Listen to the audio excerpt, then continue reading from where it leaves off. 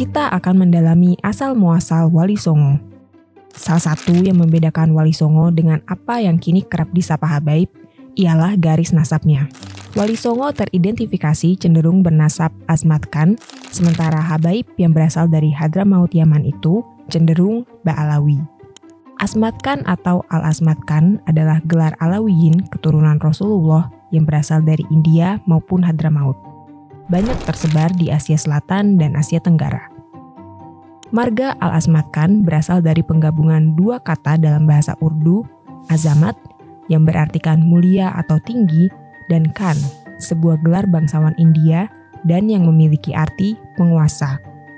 Keturunan Al-Asmat Khan di Nusantara umumnya adalah keturunan Wali Songo dan Kesultanan Islam, kiai atau ulama yang menginisiasi gerakan dakwah Islam di Nusantara pada era akhir Majapahit. Pada awalnya mereka dikenal sebagai Sayyid atau Syarif. Namun karena penjajahan Belanda, Jepang, dan lain sebagainya, keturunan Wali Songo ini harus menyembunyikan diri dalam rangka menyelamatkan diri dan keluarganya.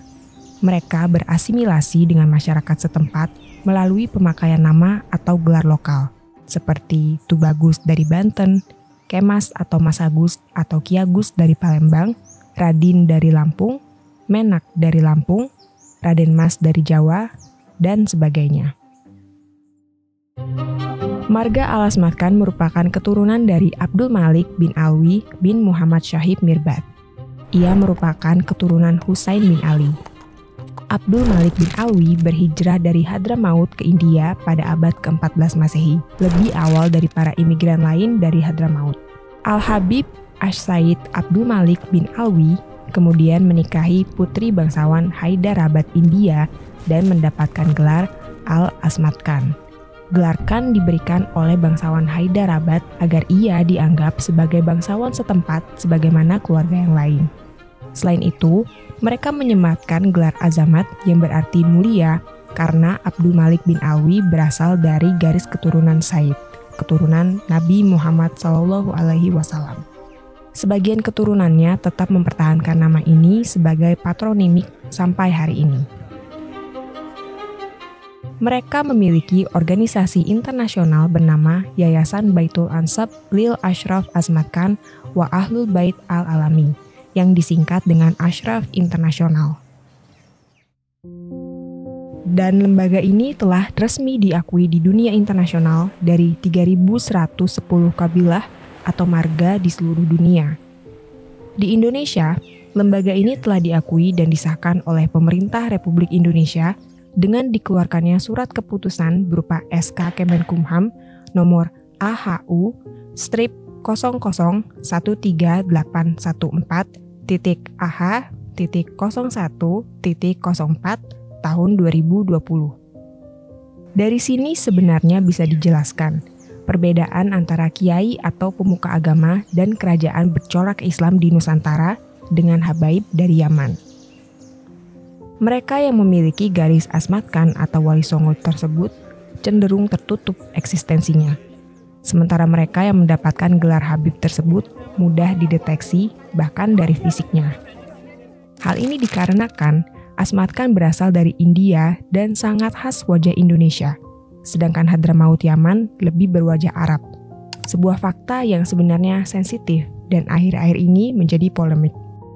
Lalu bagaimana dengan peranan Wali Songo dan keturunannya? Wali Songo merupakan lembaga atau lingkar dakwah yang beranggotakan 9 wali Allah di tanah Jawa. Mereka menyandang gelar wali Allah karena keilmuan, akhlak dan cara berdakwahnya yang sudah mencapai tingkatan tertentu dan terbilang tinggi. Bahkan, para wali tersebut diyakini memiliki karomah atau kesaktian luar biasa yang seringkali di luar nalar. Menurut Gus Muwafiq dan Kiai Haji Agus Sunyoto dalam ceramahnya, sebelum kedatangan Wali Songo, penyebar agama Islam kesulitan dalam memikul tugasnya. Hal ini dikarenakan penolakan luar biasa dari sejumlah kepercayaan yang telah ada sebelumnya. Tak jarang, para wali ditantang keilmuannya, terutama terkait mistik dan ilmu magis. Dalam pendekatan dakwahnya, para wali tersebut menggunakan metode sosial budaya bagi masyarakatnya. sehingga Islam dapat diterima dan diadaptasi dengan budaya yang telah ada.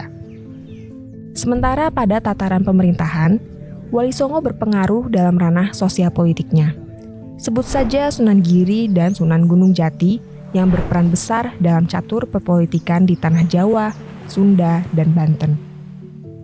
Pada umumnya, kiai merupakan keturunan Wali Songo. Dua di antaranya yang menjadi besar pengaruhnya hingga kini adalah Kiai Haji Ahmad Dahlan dan Kiai Haji Hasyim Asy'ari. Ahmad Dahlan memiliki garis leluhur yang tersambung pada Sunan Gresik dan Hasyim Asy'ari pada Sunan Giri. Keduanya melahirkan organisasi Islam terbesar yang berkontribusi sejak perjuangan kemerdekaan hingga kini.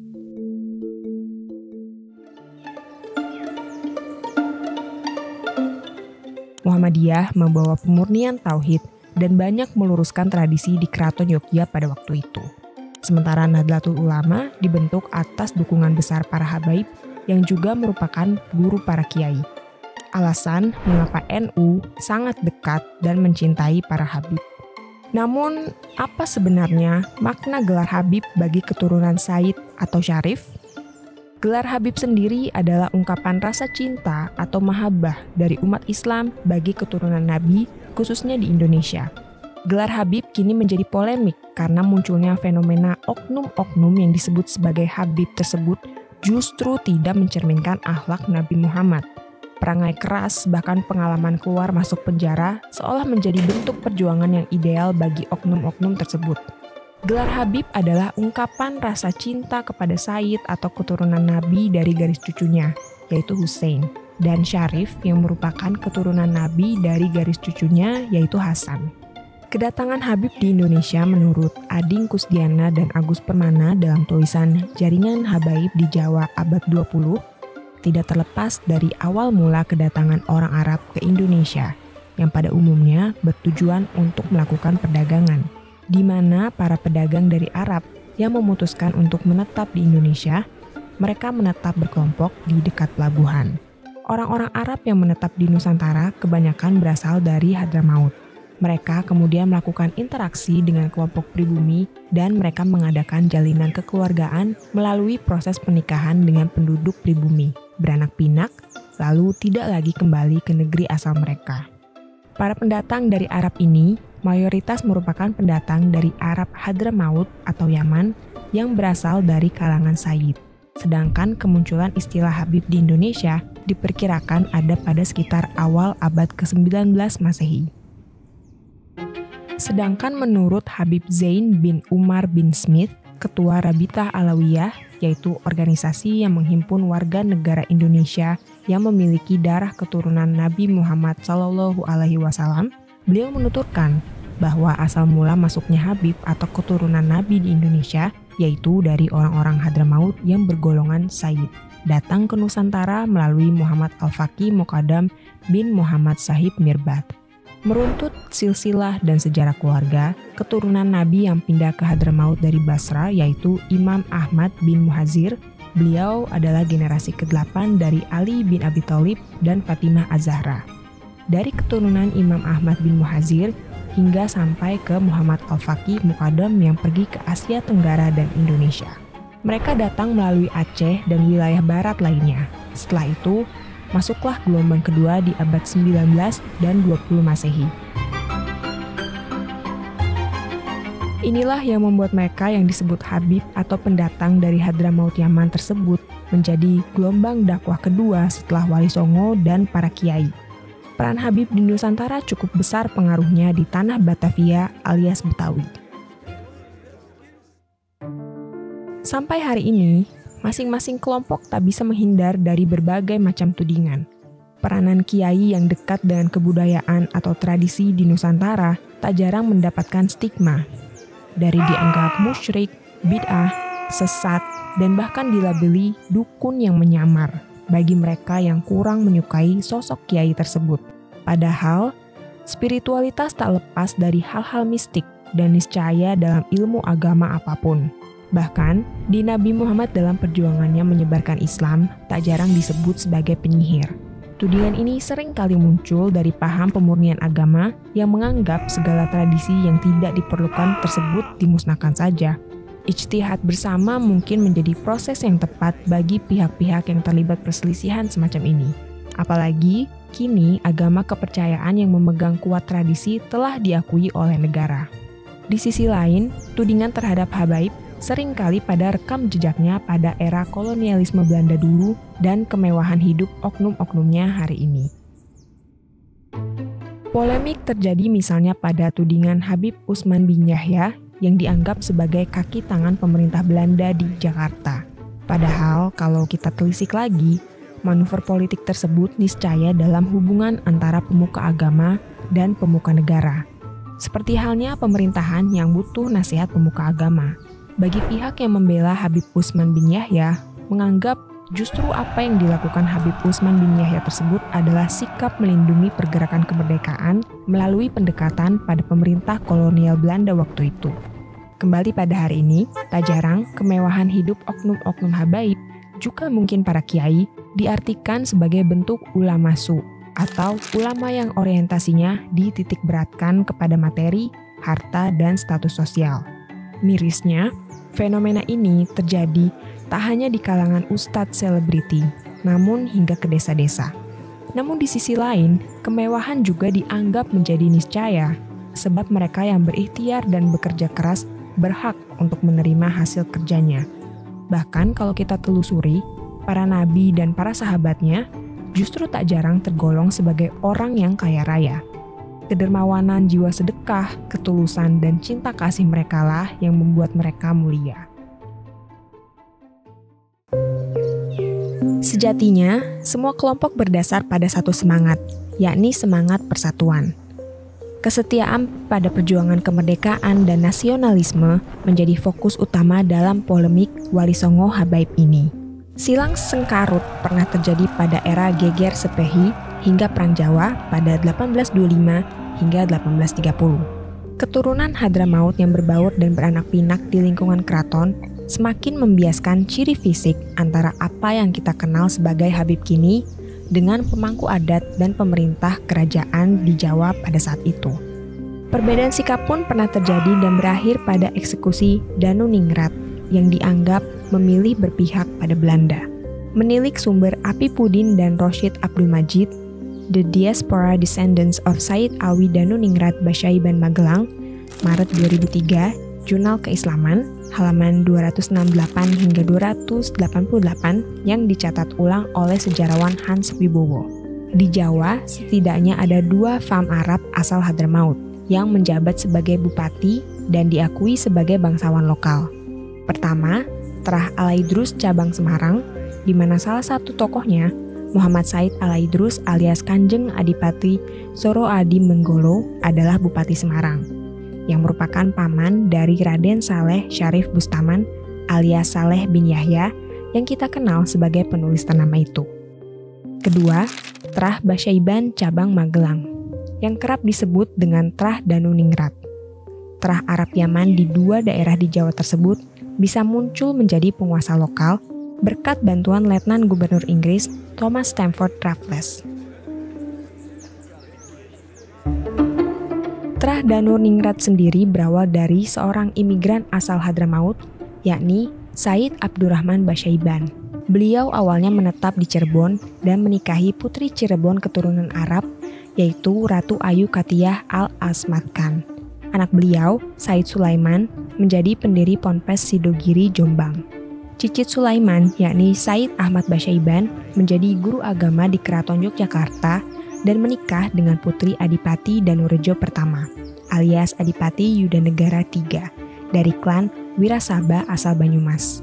Putra ketiga Said Ahmad, yakni Alwi, kemudian lebih dikenal dengan nama Raden Ngabehi Danukromo dan menikahi Gusti Kanjeng Ratu Anom, putri Sri Sultan Hamengkubuwono II. Danukromo kemudian bekerja pada sepupunya Danurejo II, hingga Danurejo dieksekusi. Setelah insiden perampokan Keraton Yogyakarta oleh Raffles atau Geger Sepehi, Danukromo diangkat oleh Raffles sebagai Bupati Magelang dengan gelar Raden Adipati Arya Danuningrat. Pada saat Perang Diponegoro pecah, Danuningrat mengambil sikap berseberangan dengan kakaknya di Madiun, yaitu Abdullah Basyaiban alias Tumanggung Alap-Alap. Jika Abdullah mendukung Pangeran Diponegoro, Danuningrat justru tidak mendukung. Akhirnya, Danuningrat tewas dipenggal. Setelahnya, keturunan Danuningrat terus menjadi bupati di Magelang, yakni Hamdani Basyaiban alias Danuningrat II, Said Basyaiban alias Danuningrat III, Ahmad Basyaiban alias Danu Kusumo, dan Muhammad Basyaiban alias Danu Sugondo. Salah satu keturunan Trah Danuningrat yakni Raden Ayu Kustiah Basyaiban adalah ibu dari Perdana Menteri Republik Indonesia Ali Sastroamidjojo. Jika kita telaah, Pangeran Diponegoro sendiri merupakan keturunan salah satu Wali Songo dari garis Sunan Gresik. Beliau pun mendapatkan predikat kiai. Sementara para panglima perangnya, beberapanya memiliki garis keturunan Turki Utsmani, salah satunya Sentot Ali Basha. Hubungan internasional yang sangat berpengaruh sejak era Sultan Agung. Kelak, setelah kekalahan Perang Jawa dan bubarnya Kekaisaran Turki Utsmani, banyak ajaran serta sejarah Mataram Islam yang diputarbalikkan oleh kolonialisme Belanda, menjadi bahan bakar perseteruan hingga saat ini, terutama terkait tradisi, jati diri orang Jawa, keislaman, modernisasi, dan pemurnian tauhid. Tragedi dieksekusinya Danuningrat sepatutnya menjadi pelajaran bagi kita hari ini. Bagaimana semangat persatuan di tengah perbedaan sikap mesti menjadi landasan kita bersama. Sebab kita kini hidup dalam alam kemerdekaan dan demokrasi yang mesti kita jaga bersama. Memahami dan memaafkan para pendahulu dan sesama di antara kita menjadi syarat utama menuju proses rekonsiliasi, persatuan, dan perdamaian. Lalu bagaimana kita menyikapinya? Pemahaman yang komprehensif dan jernih, disertai sikap yang bijak dan mau saling merangkul sangat dibutuhkan. Peran persatuan yang terus terjalin baik dari masyarakat ke level pemerintah atau sebaliknya. Organisasi-organisasi keagamaan beserta Kementerian Keagamaan dan stakeholder terkait memegang tanggung jawab besar atas segala fenomena dan polemik ini. Sebab proxy war atau perang urat syaraf dari pihak luar sangat berkemungkinan masuk lewat fenomena semacam ini.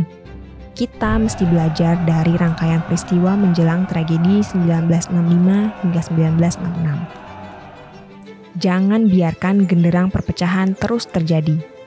Hal ini menjadi tanggung jawab kita bersama, mulai dari tingkat terbawah lapisan masyarakat hingga ke pemerintah dan sebaliknya.